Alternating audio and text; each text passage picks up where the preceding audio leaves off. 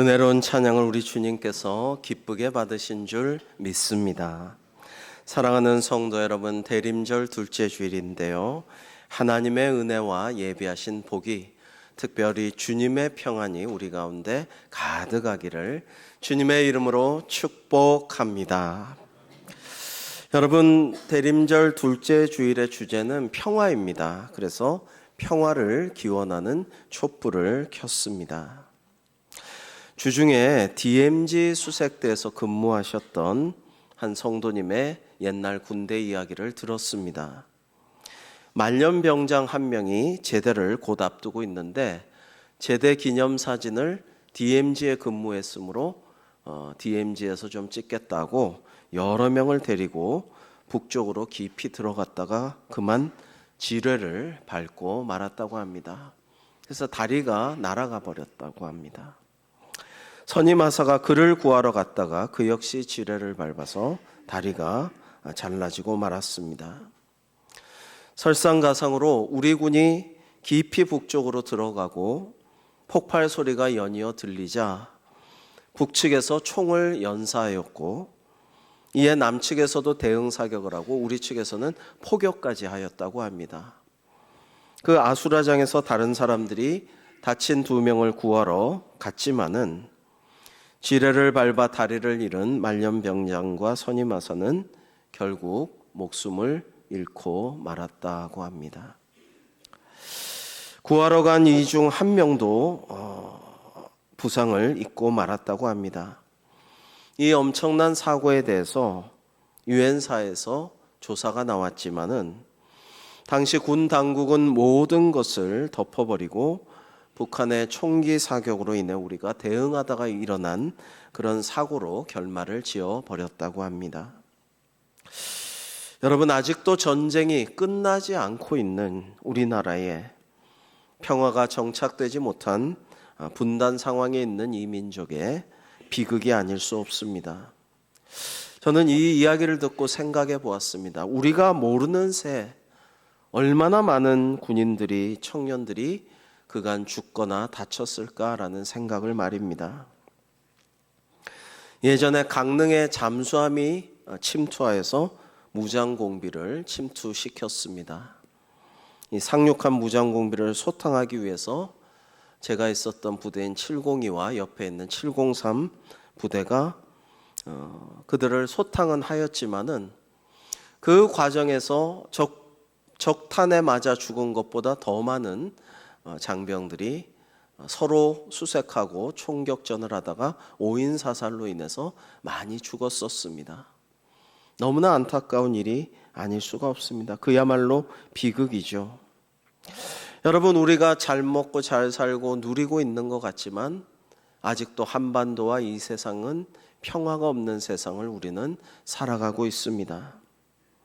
그런데 하나님께서 예수 그리스도를 이 땅에 평화의 왕, 공의의 왕으로 보내어 주심으로 이 땅에 앞으로 또 어떤 평화가 올 것인가를 이사야서 11장은 참으로 아름답게 예언하고 있습니다. 우리 잠시 교독해 보시겠습니다.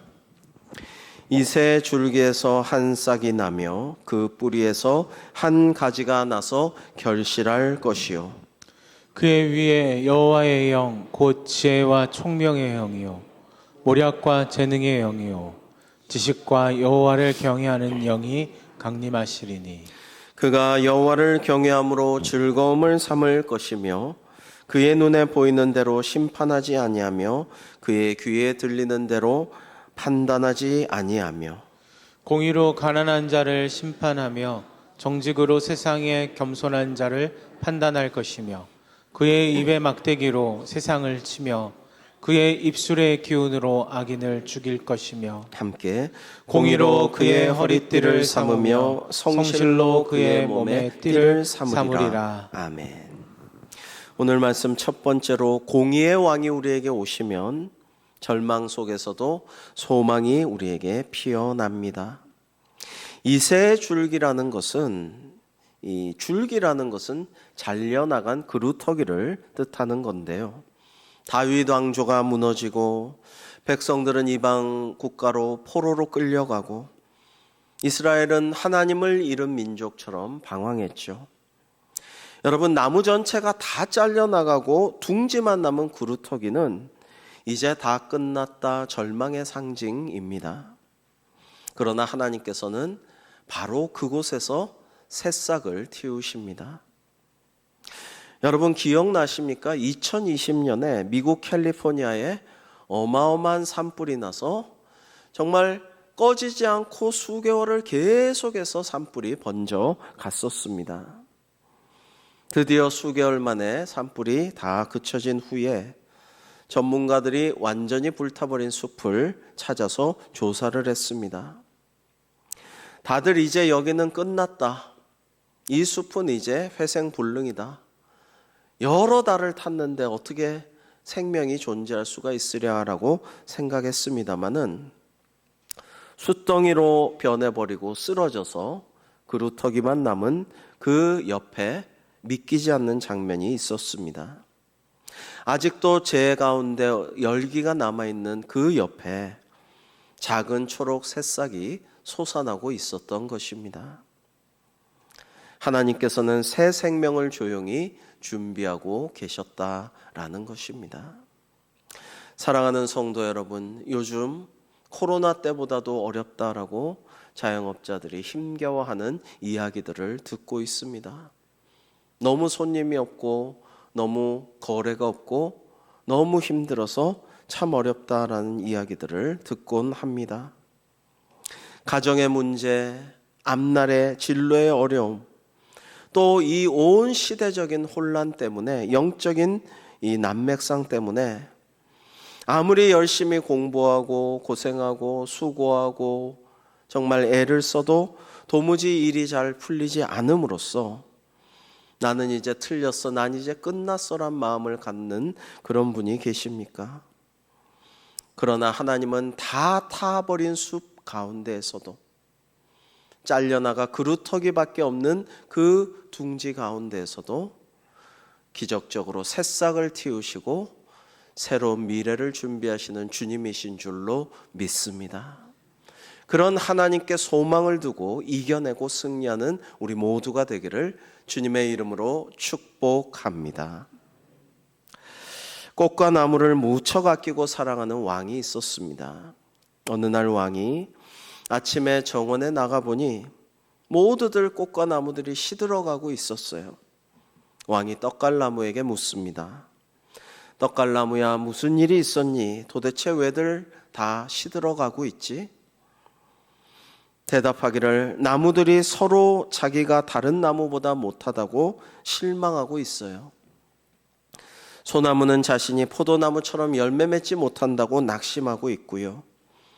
포도나무는 복숭아나무처럼 똑바로 서 있지 못한다고 자신을 자책하고 있습니다. 제라늄은 라일락처럼 날씬하지도 못하고 향기도 없다고 괴로워하고 있습니다. 그런데 모두가 시들어가고 있는 중에도 유독 생기 있고 아름다운 꽃이 있었습니다. 바로 펜지라는 꽃입니다. 펜지의 꽃의 이름, 꽃말은 Heart Peace, 마음의 평화라는 그런 이름을 갖고 있습니다. 왕이 펜지야, 너 참 고맙구나.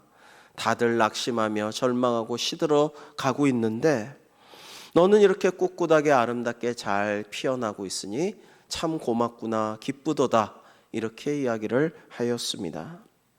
펜지는 대답합니다. 왕이시여, 고맙습니다. 저는 원래 그리 대단하지 않은, 그렇게 아름답지도 세련되지도 못한 꽃입니다. 그러나 왕께서 종종 저를 보시며 마음에 평안을 얻는 것을 제가 느꼈습니다. 그래서 저는 임금님께서 저를 보시면서 늘 마음의 평화를 느끼시도록 최선을 다하고자 합니다라고 대답했다라고 합니다. 여러분, 펜지는 진짜 그렇게 아름답고 세련되고 대단한 꽃으로는 보이지 않습니다. 그러나 펜지는 자신을 장미나 백합이나 그 무엇과 비교하지 않고 왕의 사랑에 보답하려 애쓴 결과 왕의 마음을 흡족하게 해 주었다라고 합니다. 여러분이 정원과 나무와 꽃을 사랑하는 왕의 마음이 바로 하나님의 마음을 닮은 것 같습니다. 여러분, 하나님께서 우리를 창조하시고 너무나 귀히 여기시고 아끼시고 우리를 사랑하시다 못해 예수 그리스도 독생자를 이 땅에 보내셔서 십자가에 달려 죽기까지 우리를 위해 희생하셨습니다. 여러분, 그러니까 우리가 얼마나 존귀한 존재입니까? 얼마나 값진 그런 존재입니까? 아들 예수님을 죽음으로 내어주시기까지 사랑하신 우리가 그럼에도 불구하고 남들과 비교하며 낙담하고 절망하고 나는 쓸모없는 존재야, 난 이제 끝났어, 난 안 돼, 이런 생각을 한다면 하나님 아버지께서 얼마나 마음이 아프시겠습니까? 물론 지금 우리의 상황은 참으로 어렵습니다. 아직도 세계 곳곳에 전쟁이 그칠 줄을 모르고 사회에는 갈등과 대립과 미움이 가득합니다. 도무지 이것이 잘 해소되지를 않고 있습니다. 오히려 어쩌면 점점 더 심해지고 있죠. 가짜 뉴스가 가득하고 예전에는 참으로 소망을 주었던, 사회를 리드하였던, 영적인 리더였던 한국교회가 많은 사람들의 조롱과 비난의 대상이 되기까지 하고 있습니다. 그러나 우리가 낙심하거나 절망하지 말아야 할 것은 하나님께서 예수 그리스도를 2000년 전에 우리에게 보내주셨듯이 주님께서 공의의 왕으로서 이 땅에 평화를 내려주시려 분명히 다시 오실 줄로 우리는 믿기 때문입니다. 그러한 믿음으로 다시 오실 주님을 소망하며 기다리는 이 대림절이 되시기를 주님의 이름으로 축복합니다. 여호와의 영이 그 위에 임하리니라는 2절의 말씀은 그리스도의 통치는 정치력이나 군사력이 아니라 하나님의 영이신 성령으로부터 나오는 공의로 이루어진다라는 것입니다. 여러분, 지금 아무리 미국 대통령이 호언장담해도 여기저기 전쟁이 그치지 않고 있습니다. 아랍과 팔레스타인과 이스라엘의 싸움은 애초에 영국이 대영 제국이 가장 대단할 때에 이중 계약을 했기 때문에 그거 지금 어떻게 할 수가 없어요. 서로를 주장하는 데 있어서 어떻게 할 수가 없는 국면입니다. 여러분, 그리고 민족의 내부적인 사정을 어떻게 다 알고 그들이 다 해소하겠습니까? 그것은 정치력이나 군사력으로 되는 것이 아닙니다. 오직 성령으로 인한 공의로서 평화가 이루어지게 되는 것인데 인간이 할 수 있는 일이 아닙니다. 여러분, 또 우리가 기억할 것은 약자를, 우리 중에 연약한 사람들을 우리는 늘 생각하고 그들을 돌볼 때 공의가 임하며 진정한 평화가 임한다라는 사실입니다. 교육에 있어서 최상의 모범 국가인 핀란드는 국제학업 성취도 조사에서 늘 최상위권을 차지하는 나라이죠. 근데 수업 시간도 짧고 시험도 거의 없다고 합니다. 비결은 가장 뒤처진 한 아이를 기준으로 교육을 설계한다는 데 있다고 합니다.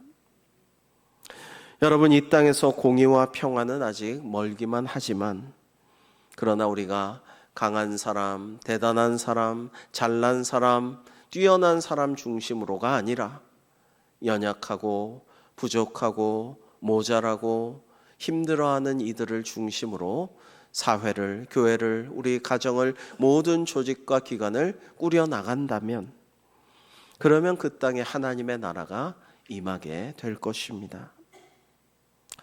최근 5년간 영세건설 현장에서 사고사한 사망자가 연평균 무려 273명이라고 합니다. 공사비 1억 원 미만 초영세 현장에서는 5년간 연평균 100여 명의 사상자가 발생했답니다. 쉽게 말해서 경비 때문에 그 높이 올라가는 비계 같은데 안전장치를 제대로 하지 못함으로 수많은 노동자들이 수백 명씩 죽어나가고 있다라는 참으로 안타까운 현실입니다. 그리고 이 땅에서는 악인이 형통하고 심판조차 받지 않는 것을 종종 우리는 보아왔습니다. 그러나 결국에는 공의의 왕이 오셔서 최후의 심판을 하심을 우리는 성경을 통해 하나님의 말씀을 통해 알고 또 믿고 있습니다. 그는 약한 자를 공평히 심판하시며라고 말씀하십니다. 유전무죄, 무전유죄가 아니라 가난하여서 제대로 변호사를 댈 수 없는 그런 자에게도 공평한 심판을 내려주신다라고 말씀하시는 것입니다. 2000년 전 예수님께서 이 땅에 오셔서는 어떻게 하셨습니까? 늘 주변부에 있는 사람들, 연약한 이들, 병든 자, 죄인, 소외된 자, 가난하고 외로운 자들을 찾아가셨습니다. 그리고 오늘 이사야서 말씀처럼 눈에 보이는 대로 귀에 들리는 대로 즉 외모로 판단하지 아니하시고 약한 자들의 마음을 헤아려 공의의 통치를 베푸셨습니다. 이런 주님에 대해 하나님께서는 이렇게 이사야에게 예언케 하셨습니다. 내가 나의 영을 그에게 주었은즉 그가 이방에 정의를 베풀리라. 그는 외치거나 목소리를 높이지 아니하며 상한 갈대조차 꺾지 아니하고 꺼져가는 등불도 끄지 아니하며 정의를 진실로 시행할 것이며 온 세상에 정의를 세우기에 이르리니 섬들이 그 교훈을 앙망하리라 라고 말씀하셨습니다. 사랑하는 성도 여러분, 이 세상만 바라보면 이쪽이든 저쪽 진영이든 할 것 없이 우리나라든 미국이든 어떤 나라든 할 것 없이 정의는 공평과 정의는 바로 서지 못한 세상인 것만 같습니다. 돈 많으면 죄가 많아도 풀려나고 가난하면은 큰 죄를 짓지 않아도 너무나 가혹한 형벌을 당하는 일도 많은 것 같습니다. 약자들을 돌보는 일도 요원하고 전쟁의 소문도 그쳐지지 않고 있죠. 미워하고 거짓 뉴스를 양산하고 한편으로는 과시하기 바쁘고 한편으로는 그걸 보면서 배 아파하고 괴로워하면서 낙심하고 극단적인 선택까지도 합니다. 그러나 이 세상의 모습이 다는 아닙니다. 우리는 예수님께서 오심을 알고 있고 공의의 왕께서 오시면 우리에게 주님의 평화를 내려주실 줄로 믿습니다.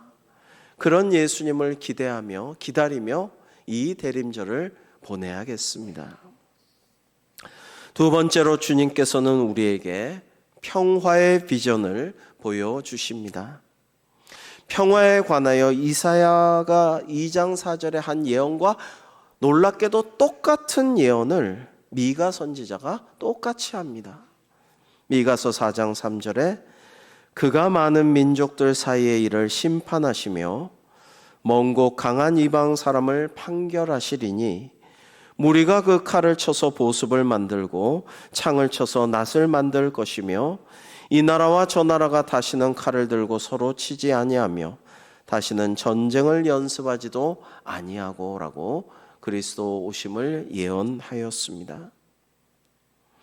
여러분, 뉴욕의 UN 본부의 뜰에 이러한 조각상이 서 있습니다. 한 사람이 큰 칼을 망치로 두들겨서 농기구인 보습을 만들려고 하는 장면, 바로 이사야와 미가의 예언을 그대로 실천하자라는 꿈을 담은 조각 작품입니다. 그런데 여러분, 성경에서 말하는 평화, 주님의 평화, 샬롬이라는 것은 단순히 전쟁이 없거나 그쳐진 상태만을 말하는 것은 아닙니다. 약한 자가 안전하게 살아가고 깨어진 관계와 구조가 회복되며 공의가 강물처럼 흐르는 그런 상태가 바로 성경적인 평화, 주님의 평화, 샬롬입니다. 하나님께서는 이러한 평화의 비전을 보여주십니다. 아까 읽은 본문에 이어 하나님께서 보여주시는 평화의 비전, 아까는 공의에 대해서 말씀하셨고 이제는 평화의 비전을 보여주시는데요. 한번 교독해 보겠습니다. 그때 이리가 어린 양과 함께 살며 표범이 어린 염소와 함께 누우며 송아지와 어린 사자와 살찐 짐승이 함께 있어 어린아이에게 끌리며 암소와 곰이 함께 먹으며 그것들의 새끼가 함께 엎드리며 사자가 소처럼 풀을 먹을 것이며 젖 먹는 아이가 독사의 구멍에서 장난하며 젖된 어린아이가 독사의 굴에 손을 넣을 것이라. 내 거룩한 산 모든 곳에서 해됨도 없고 상함도 없을 것이니 이는 물이 바다를 덮음같이 여호와를 아는 지식이 세상에 충만할 것임이니라. 아멘. 여러분, 이리와 어린 양, 표범과 염소, 사자와 송아지, 또 그리고 독사와 갓난아기는 한쪽은 약탈자, 포식자, 폭력을 행하는 자, 강한 자를 의미하고 한쪽은 침탈당하는 자, 약자, 그리고 당하는 자의 입장을 의미하는 것입니다. 그런데 이들이 함께 뛰논다라는 것은 진정한 평화의 비전을 우리에게 보여주시는 그림이죠. 여러분, 그런데 약한 자가 안전할 때에 사회 전체가 참으로 평화를 누릴 수 있다라는 것을 이 말씀을 통해서 우리는 깨닫게 됩니다. 그리고 공정과 정의가 회복된 다음에 진정한 평화가 온다라는 것 역시 알 수가 있습니다. 이사야는 9절에 예언하기를 여호와를 아는 지식이 세상에 충만할 것이라고 말씀하고 있습니다. 여러분, 하나님을 잘 아는 그러한 지식이 차고 넘치게 되면 어떻게 될까요? 우리가 몰라서 그렇지 하나님의 마음을 너무나 잘 알고 하나님의 뜻과 의도와 계획과 섭리를 너무나 잘 알고 주님의 심령을 우리가 너무나 잘 파악하게 된다면 어떻게 될까요? 너나 없이 주님을 닮아가는 삶을 살려고 주님의 성품 따라 살아가려고 주님의 그 뜻하신 바를 내가 이루어 가려고 노력하게 될 것입니다. 그럴 때 이 땅에 공의와 평화가 이루어진다라는 것입니다. 오늘 말씀 10절입니다. 그날에 이새의 뿌리에서 한 싹이 나서 만민의 기치로 설 것이요 열방이 그에게로 돌아오리니 그가 거한 곳이 영화로우리라 라고 말씀하셨습니다. 그렇습니다. 우리는 그 날을 기다립니다. 하나님께서 보내신 독생자 예수 그리스도께서 다시 오셔서 이 땅의 온 세상에 공의와 평화가 이루어질 때에 하나님께서 기뻐하시고 온 열방으로부터 온 세상으로부터 영광을 받으실 그날이 올 줄로 믿고 우리는 간절히 소망하며 기도하며 이 대림절을 보내고 있습니다. 여러분, 이것이 세상 사람들과 우리 그리스도인들의 근본적으로 다른 일입니다. 완전히 다른 상태예요. 무엇이냐면 세상 사람들은 현세만 보니까 절망하지 않을 수가 없어요. 낙담하지 않을 수가 없습니다. 비관하지 않을 수가 없습니다. 그냥 인생은 고해예요. 고통의 바다에서 허우적거리다가 아무 의미 없이 죽는 거예요. 그러나 우리는 그게 아니에요. 주님께서 반드시 다시 오셔서 하나님 나라를 완성하실 것이고 우리 믿는 자들은 상을 받고 칭찬을 받고 영원한 복락을 누릴 줄로 믿기 때문에 현세의 아픔과 힘듦과 억울함과 모든 것들을 우리는 믿음으로 능히 소망 가운데 극복할 수 있다. 이것이 우리와 세상 사람들의 근본적인 차이점인 것입니다. 여러분, 오늘날 이리 앞에 있는 어린 양이 누구인가를 이 추운 겨울에 대림절 기간에 돌아보면서 살아갔으면 좋겠습니다. 장애 가진이, 외국인 노동자와 난민 청소년, 독거노인, 플랫폼 노동자, 학대받는 아이들, 심령이 지친 청년들, 이러한 이들이 바로 이 시대의 어린 양이라고 할 수가 있겠습니다.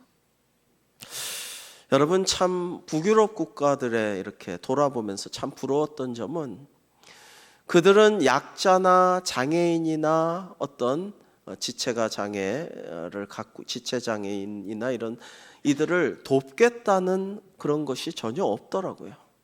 학교에서도 그렇고 동네에서도 그렇고 그런 개념이 없어요. 그냥 같이 잘 살고 똑같이 그냥 하는 거지 뭐 굳이 도와주겠다는 그게 없어요. 그만큼 너무나도 자연스럽게 같이 잘 살고 같이 행복을 누리는 그런 모습을 볼 수 있어서 굉장히 감동이 되었습니다. 캄보디아를 비롯해서 그 보트 피플들, 킬링필드를 떠나온 옛날 난민부터 시작해서 오늘날까지 수많은 난민들을 받아들여서 똑같이 잘 살고 행복을 그곳에 인간으로서 누릴 수 있도록 그렇게 북유럽 국가들이 받아들이는 모습을 보고 하나님의 나라가 많이 확장된 사회구나. 우리나라도 이런 식으로 나아갔으면 좋겠다라는 그런 마음을 많이 가졌던 적이 있습니다.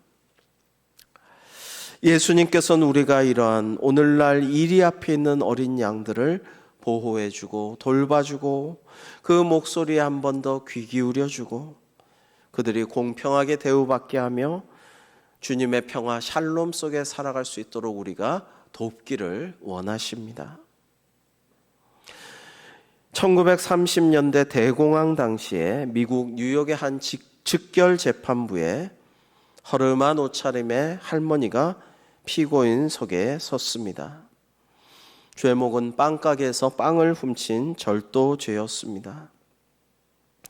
그날 재판을 맡은 판사는 훗날 뉴욕시장이 되는 피오렐로 라과디아였습니다. 빵가게 주인은 이 할머니가 불쌍한 건 알지만 도둑질이 나쁜 선례가 되면 안 되니 엄벌해달라고 강경하게 요청했습니다. 할머니는 떨리는 목소리로 선처를 호소했습니다. 판사님, 너무나 배가 고픈데 돈은 없어 그만 빵을 훔쳤습니다. 한 번만 제발 용서해 주십시오. 방청석에 있던 사람들은 판사가 노인을 훈방 조치해 주기를 기대했습니다. 하지만 라과디아 판사는 냉정하게 판결을 내렸습니다. 피고인의 사정은 딱하지만 법은 법입니다. 남의 것을 훔친 것은 명백한 죄입니다. 피고인에게 벌금 $10를 선고합니다. 라고 했습니다. 당시 $10는 가난한 독거노인이 결코 낼 수 없는 큰 돈이었습니다. 방청석에서 술렁거림과 탄식이 흘러나왔습니다. 할머니는 고개를 푹 숙이고 낙심했습니다. 그런데 라과디아 판사가 자리에서 벌떡 일어나더니 벼랑간 이렇게 말합니다. 저도 저 자신에게 $10를 부과합니다.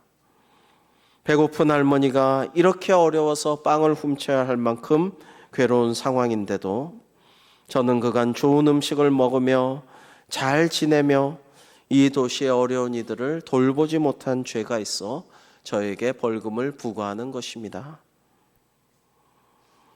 또한 오늘 이 재판장에 계신 여러분에게도 각각 50센트의 벌금형을 선고합니다. 우리는 너무 잘 먹고 잘 살면서 이웃의 아픔에는 가난하고 굶주린 이들에게는 너무나도 무관심했던 죄를 범했으므로 이렇게 판결합니다 라고 말하고 자기의 $10를 모자에 넣고 그 모자를 방청석에다가 돌렸습니다. 모자가 방청석을 돌 때에 모든 이들이 거기에다가 기부금을 냈습니다. 심지어 빵가게 주인마저 벌금인가 기부금인가를 냈어요. 그렇게 거친 돈은 총 $47 50센트였습니다. 할머니는 $10 벌금을 내고 남은 돈을 들고 눈물을 흘리며 감옥이 아닌 집으로 돌아갔습니다. 여러분, 거의 100년 전 미국에서 일어난 일이지만 한번 생각해 보면 좋겠습니다. 어쩌면 여기 계신 많은 분들은 방청객의 입장으로서 그것을 바라보는 사람일 수 있습니다. 우리 중에 누군가는 오늘도 가난한 할머니 같은 처지일 수도 있습니다. 누군가는 빵가게 주인의 입장일 수도 있습니다. 그런데 라과디아 판사는 공의를 세우면서도 피고와 원고, 판사 본인과 방청객들 모두의 마음에 평화가 임하도록 하였습니다. 여러분, 하나님께서는 우리의 죄를 어떻게 하셔야 했나요? 저와 여러분, 우리 모두는 죽을 수밖에 없는 죄인입니다. 해결이 되지 않습니다. 그런데 하나님의 공평한 정의, 공정한 정의는 바로 세워져야 돼요. 죄사함은 피 없이는 얻을 수 없습니다.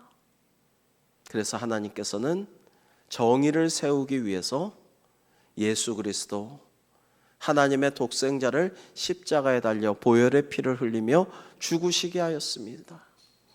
그것으로 우리의 죄를 대속하여 주셨습니다. 하나님의 공의가 새로워진 것입니다. 그런데 주님을 믿는 자마다 영원한 평안을 누리며 천국에서 영생복락을 내릴 길을 은혜로 베풀어 주셨어요. 믿는 자마다 아무런 값없이 가장 귀하신 예수 그리스도의 그 십자가 보혈의 피값으로 우리는 영생복락을 누릴 수 있는 길이 열렸어요. 여러분, 세상에서는 정의와 평화가 입맞추는 일이 좀처럼 일어나지 못한다라고 말합니다. 정의를 따지면 평화가 사라지고 평화롭게 은혜롭게 하자 그러면 공의가 무너진다라고 말합니다. 그러나 공의와 평화의 왕으로 오신 주님을 닮아 우리가 행동할 수가 있다라는 거예요. 바로 이 라과디아 판사처럼 말입니다.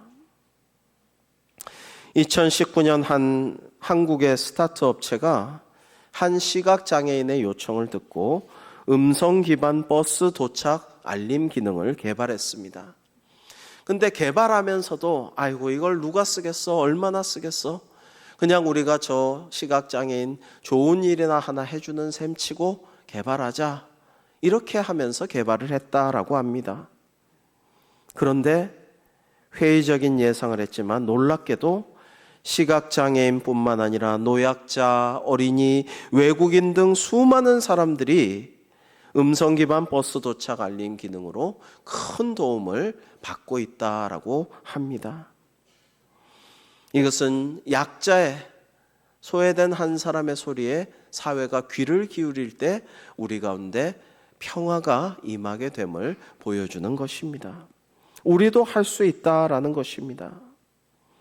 우리 가정에서, 직장에서, 교구에서, 우리 교회에서, 우리 사회에서 약하고 소외된 이의 편을 좀 들어주고 그들의 말을 쓸데없는 소리로 치부하지 않고 좀 귀 기울여주고 한 번 더 눈을 돌려 그들의 상태를 바라봐주고 그들을 위해 기도하고 축복해 준다면 우리의 삶 가운데 그리스도의 향기가 드러나 하나님께 영광을 돌리게 될 줄로 믿습니다. 사랑하는 성도 여러분, 우리는 모두 전능하신 하나님께서 값없이 주신, 그러나 가장 귀하고 값진 예수 그리스도 하나님의 독생자의 그 목숨값으로 구원을 받은 존재입니다. 죽을 수밖에 없는 죄인인 우리는 십자가 보혈을 믿는 믿음 하나로 죄사함 받고 구원받아 영생을 누리게 되었습니다. 이렇게 하나님께 먼저 구원받고 한없는 은혜를 받은 우리만 이렇게 영생의 길로 나아갈 것이 아니라 우리 주변에 믿지 않는 이들, 교회를 멸시하고 거부하고 조롱하고 비난하는 이들에게도, 그리고 멀리 있는 소수 민족에게도, 예전에는 유럽 서구권에서 해안가에 상륙하게 가까운 데 가서 선교했다면, 그리고 나중에는 대륙들을 정복적으로 선교했다면, 지금은 아주 산 깊은 곳에 가서 소수 민족들을 선교하는 마지막 단계입니다.